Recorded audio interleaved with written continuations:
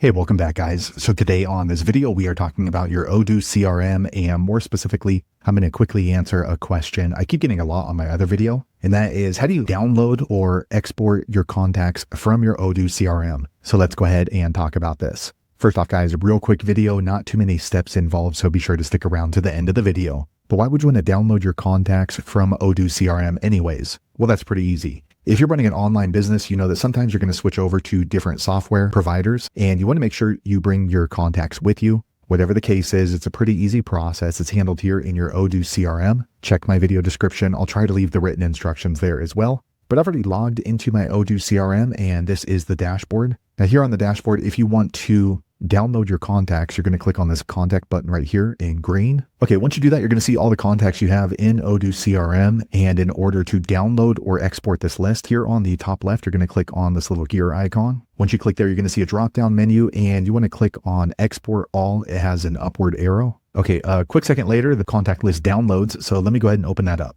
Okay, so I went ahead and opened up the spreadsheet, and this is what it looks like. You can see it's all split up by the different columns. So there you have it, guys. If you're wondering how to download or export your contacts from your Odoo CRM, that's the easiest way I know how to do it. If you know an easier way, be sure to leave a comment below. Let the rest of us know how you did it. Hopefully you found that video useful. If so, click thumbs up or maybe consider subscribing to my channel, and I hope to see you on the next video. Thanks again for watching.